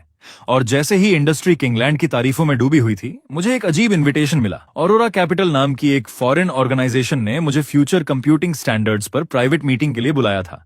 मैंने थोड़ा बैकग्राउंड चेक किया तो पाया कि इसके पीछे की ताकतें बेहद गहरी हैं। कई मल्टीनेशनल जायंट्स के पीछे भी इनकी शैडो दिखाई देती हैं। तभी मुझे एहसास हुआ कि शायद वही लोग इस खेल के असली खिलाड़ी हैं, और वही वार्निंग भी उसी सर्कल से आई होगी। मैंने शाओवांग से कहा, हैंग का फ्लाइट बुक करो, क्योंकि ओपोनेंट ने स्टेज तैयार कर दी थी और अगर मैं नहीं गया तो ये डर जैसा लगेगा। जाने से पहले मैं डिटेंशन सेंटर गया। मैं संगवाई से मिलना चाहता था, वो इंसान जिसने मुझे 800 न्यूएन में खत्म करने की कोशिश की थी। शायद अब वही मुझे सच्चाई बता सकता था। मोटे बुलेट प्रूफ ग्लास के उस पार मैंने उसे देखा। वो प्रिजनर यूनिफॉर्म में था, दुबला और टूटा हुआ। उसकी आंखों में अब पहले वाली चालाकी नहीं थी, बस ठहरा हुआ सन्नाटा था। मुझे देखकर वो हल्का सा मुस्कुराया और बोला, चेन किंग, आखिर तुम आ ही गए, मुझे इस हालत में देखने या वो सवाल पूछने। मैंने शांत होकर कहा, तुम क्या सोचते हो, संगवाई तियानशिंग तो बस शुरुआत था, असली लोग कौन है? वो कुछ देर चुप रहा। उसकी उंगलियां मेज पर हल्के से टैपिंग कर रही थीं। फिर वो झुककर माइक के पास आया और धीमी आवाज में बोला, जैसे किसी टाबू का डर हो, मुझे नहीं पता वो कौन है, बस इतना जानता हूं कि खुद को प्यूरिफायर्स कहते हैं, वो पैसा देते हैं, रिसोर्सेज देते हैं, लेकिन एक ही मकसद से, जो भी टेक्नोलॉजी उनके कंट्रोल में नहीं आती उसे पूरी तरह खत्म कर देना। यह सुनकर मेरे दिल में एक अजीब सा दबाव आया। उसकी बात भले ही अजीब थी, लेकिन उसकी आंखों में डर असली था। उसने आगे कहा, चेन किंग, भाग जाओ, जितने बड़े बनोगे उतनी उनकी नजर तुम पर होगी। लाइना भागी नहीं है, वो अपनी रिवॉर्ड लेने गई है, और ऑर्डर्स लेने भी। डिटेंशन सेंटर से बाहर निकलते वक्त तेज धूप आंखों में चुभ रही थी। संगवाई की बातें मेरे दिमाग में गूंज रही थीं। ये सिर्फ बिजनेस वॉर नहीं रहा था, ये सर्वाइवल का खेल बन चुका था। जयचंग की हवा में समुद्र की नमी थी जब मैं ऑरोरा कैपिटल की प्राइवेट मीटिंग के लिए उस होटल के टॉप फ्लोर पर पहुंचा। वहां सिर्फ कुछ ही लोग थे। जैसे ही मैं अंदर गया, सबकी नजरें मुझ पर टिक गईं। बीच में एक ब्लॉन्ड, ब्लू आइड आदमी बैठा था और उसने बेहद फ्लुएंट चाइनीज में कहा, मिस्टर चेन, आपका सेकंड जेन इंजन शानदार है, लेकिन इतनी एडवांस टेक्नोलॉजी किसी प्राइवेट कंपनी के हाथ में नहीं होनी चाहिए। मैंने बिना झिझक पूछा, तो फिर किसके हाथ में होनी चाहिए? उसने सीधा जवाब दिया, ऑरोरा कैपिटल, और मेरे सामने एक फाइल सरका दी। ये एक्विजिशन नहीं बल्कि टेक्नोलॉजी कस्टडी अग्रीमेंट था, जिसमें साफ लिखा था कि किंगलैंड को अपना कोर सोर्स कोड ऑरोरा की डेजिग्नेटेड क्लाउड में अपलोड करना होगा, और उसके बाद ग्लोबल प्रमोशन और सिक्योरिटी कंट्रोल सब उनके हाथ में होगा। मैंने अंदर ही अंदर सोचा, ये सीधा सीधा रॉबरी है। तभी साइड डोर खुला और अंदर आई लीना, एलिगेंट सूट में, आंखों में जीत की चमक। उसने कहा, चेन किंग, ज्यादा स्मार्ट बनने की कोशिश मत करो। ऑरोरा कैपिटल तुम्हें वो दे सकता है जो तियानशिंग कभी नहीं दे पाया। अगर साइन नहीं किया तो कल किंगलैंड ग्लोबली सैंक्शन हो जाएगा, नेशनल डेटा सिक्योरिटी के नाम पर। मैंने उसे देखा, लेकिन गुस्सा नहीं आया, बल्कि राहत मिली।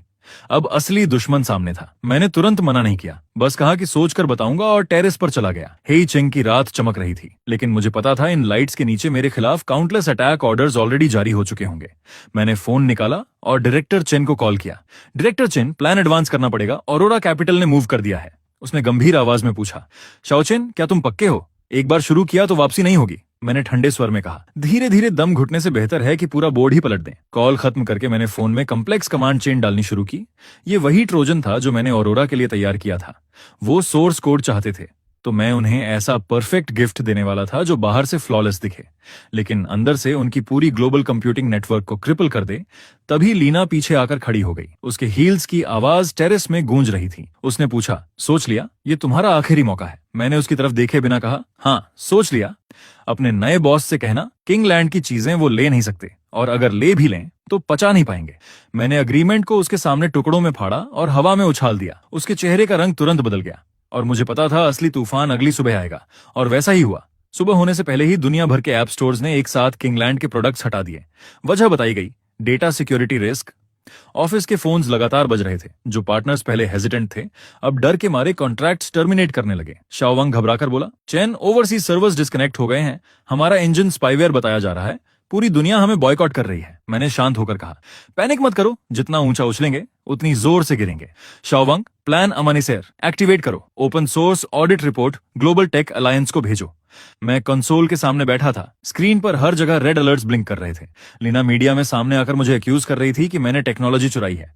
उसकी एक्टिंग इतनी कन्विंसिंग थी कि कई लोग उस पर यकीन कर रहे थे लेकिन उसे ये नहीं पता था कि एब्सोल्यूट टेक्नोलॉजी के सामने झूठ बुलबुले की तरह फूट जाते हैं। मैंने आखिरी कमांड एग्जीक्यूट की। ऑरोरा कैपिटल के सिस्टम में जो मॉनिटरिंग पॉइंट मैंने छुपाकर डाला था वो एक्टिवेट हो गया। वो मेरे कोड को डिसेक्ट करने में लगे होंगे लेकिन उन्हें अंदाजा नहीं था कि मैं उन्हें अंदर से देख रहा हूं। मैंने आखिरी कमांड टाइप की और वो मॉनिटरिंग पॉइंट एक्टिवेट हो गया जो मैंने ऑरोरा कैपिटल के अंदर छुपाया था। वो मेरे सोर्स कोड के पीछे भाग रहे थे लेकिन असल में वो उसी चीज को खोल रहे थे जो मैंने जानबूझकर उनके लिए छोड़ी थी। सुबह की पहली किरण ऑफिस की खिड़की से अंदर आई और मुझे समझ आ गया अब काउंटर अटैक का समय आ चुका है। ये लड़ाई सिर्फ किंगलैंड के लिए नहीं थी बल्कि ये साबित करने के लिए थी कि टेक्नोलॉजी किसी हेजेमोनिक कैपिटलिज्म का खिलौना नहीं बन सकती। उधर ऑरोरा कैपिटल के लैब में एलीट हैकर्स जश्न मना रहे थे। उन्हें लगा उन्होंने मेरा फायरवॉल तोड़ दिया है और सेकंड जेन इंजन का कोर एल्गोरिदम हासिल कर लिया है। लीना उनके पास खड़ी मुस्कुरा रही थी जैसे मैं अब उसके सामने घुटनों पर गिरने वाला हूं। वो बोली, चेन किंग अभी भी नाइव है। इस कोड को ग्लोबल फाइनेंशियल पेमेंट सिस्टम में इंटीग्रेट करो। आज से हम कंप्यूटिंग पावर के रूल्स रीराइट करेंगे। जैसे ही उन्होंने मर्ज बटन दबाया मेरे ऑफिस की स्क्रीन पर अचानक गोल्डन कैरेक्टर्स की तेज बारिश होने लगी। मैंने कॉफी उठाई और धीरे से कहा, काउंटडाउन 3, 2, 1, बूम। अगले ही पल ऑरोरा कैपिटल का पूरा ग्लोबल सिस्टम इन्फिनिट लूप में फंस गया। वो लॉजिकल बॉम्ब जो मैंने कोड में छुपाया था एक्टिवेट हो गया। वो डेटा डिस्ट्रॉय नहीं करता था बल्कि मिरर की तरह काम करता था। ऑरोरा कैपिटल ने सालों से जो इलीगल प्रॉफिट्स कमाए थे, जो टेक्निकल लूपहोल्स का इस्तेमाल करके मार्केट मैनिपुलेट किया था, वो सारी एविडेंस रियल टाइम में दुनिया के सबसे बड़े मीडिया प्लेटफॉर्म्स पर ब्रॉडकास्ट होने लगी। मैंने शांत होकर कहा, अब इसे कोई नहीं रोक सकता। ये डिसेंट्रलाइज्ड कंप्यूटिंग पावर पर आधारित फोर्स्ड ब्रॉडकास्ट है। जब तक पूरी दुनिया का इंटरनेट बंद नहीं होता सच फैलता रहेगा। पूरी दुनिया उस स्क्रीन को देखकर सन्न रह गई। जो लोग किंगलैंड को घेर रहे थे वही अब ऑरोरा कैपिटल के खिलाफ ग्लोबल ट्रायल का हिस्सा बन गए। मल्टीनेशनल इन्वेस्टिगेशन टीम्स तुरंत एक्टिव हो गईं और उनके टॉप एग्जीक्यूटिव्स एक एक करके भागने लगे। लीना, जिसने मुझे 2 बार धोखा दिया था, वो एक भारी सूटकेस लेकर तूफानी बारिश में पोर्ट पर भाग रही थी। मैं पहले से वहां खड़ा उसका इंतजार कर रहा था, हाथ में काला अम्ब्रेला लिए। वो घबराकर बोली, चेन किंग, मुझे जाने दो। मुझे भी मजबूर किया गया था। इस सूटकेस में डॉलर्स हैं, सब तुम्हें दे दूंगी। मैंने उसे शांत नजरों से देखा और कहा, लीना, तुम अब भी नहीं समझी। कुछ चीजें पैसे से नहीं खरीदी जा सकती, जैसे कॉन्शियंस, जैसे वो सेल्फ रिस्पेक्ट जो तुमने खो दी। दूर से पुलिस सायरन्स करीब आ रही थीं। लीना की टांगें जवाब दे गईं और वो कीचड़ में बैठ गई। उसका सूटकेस पलट गया और नोट भीग कर फैल गए। एक अजीब और व्यंग्यात्मक दृश्य बन गया। उसकी आंखों में पहली बार सच्चा डर और पछतावा दिखा। वो बुदबुदाई, अगर उस दिन मैंने बोनस लिस्ट मैनिपुलेट ना की होती। मैंने धीरे से कहा, जिंदगी में अगर जैसा कुछ नहीं होता। जब तुमने 125 के लिए दूसरों की मेहनत कुचली, उसी दिन तुम्हारा अंत लिख दिया गया था। पुलिस उसे लेकर चली गई। मैंने अम्ब्रेला बंद किया और पीछे मुड़कर अपनी गाड़ी की तरफ बढ़ गया। अंदर डायरेक्टर चेन बैठा था। उसने मुझे थम्स अप दिया। महीनों की ये नाइटमेयर आखिर खत्म होने वाली थी। 1 महीने बाद किंगलैंड टेक्नोलॉजी ऑफिशियली किंगलैंड ग्रुप बन गई। जो सप्लायर्स पहले हमें ब्लॉक कर रहे थे वो अब लाइन लगाकर माफी मांग रहे थे। टियनशिंग ग्रुप खुद अपना कोर बिजनेस छोड़कर कोऑपरेशन की भीख मांग रहा था और वॉशिंग ग्रुप अब हमारा सबसे मजबूत एलाई बन चुका था। इंडस्ट्री एसोसिएशन ने अपने रूल्स बदल दिए थे। इंटेलेक्चुअल प्रॉपर्टी का रिस्पेक्ट और फेयर कॉम्पेंसेशन अब सबसे ऊपर लिखा गया था। मैं अपनी नई हेडक्वार्टर्स की टॉप फ्लोर पर खड़ा नीचे चीयरिंग करते हजारों एम्प्लॉइज को देख रहा था। लेकिन मेरे दिल में अजीब सी शांति थी। डायरेक्टर चेन मेरे पास खड़े होकर बोले, शाओचेन, तुमने सिर्फ एक बिजनेस वॉर नहीं जीती, तुमने पूरी इंडस्ट्री बदल दी। अब रूल्स तुम तय करते हो। मैंने हल्की मुस्कान के साथ जवाब दिया, मैं बस इतना चाहता हूं कि जो लोग मेहनत करते हैं जैसे मैंने तब की थी, उन्हें उनका सही ईयर एंड बोनस मिले। तभी शाओवांग दौड़ता हुआ आया और एक्साइटमेंट में रिपोर्ट मेरे हाथ में थमा दी। Boss chain, bonus plan final हो गया है। कंपनी में सबसे कम बोनस भी 1500 से शुरू होगा। मैंने बिना देर किए कहा, बहुत बढ़िया, सबको बता दो। जब तक किंगलैन है, मेहनत करने वालों को कभी धोखा नहीं मिलेगा। धूप ऑफिस में फैल रही थी और मेरी नजर उस दीवार पर टंगी हुई 9 युएन की ट्रांसफर स्क्रीनशॉट पर गई। वही मेरी शुरुआत थी और हमेशा याद दिलाने वाला सच भी।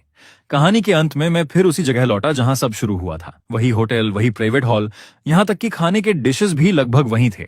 फर्क सिर्फ इतना था कि इस बार मेन सीट पर मैं बैठा था और मेरे चारों तरफ इंडस्ट्री के सबसे बड़े लोग बैठे थे। डिनर के दौरान सब खुलकर बातें कर रहे थे।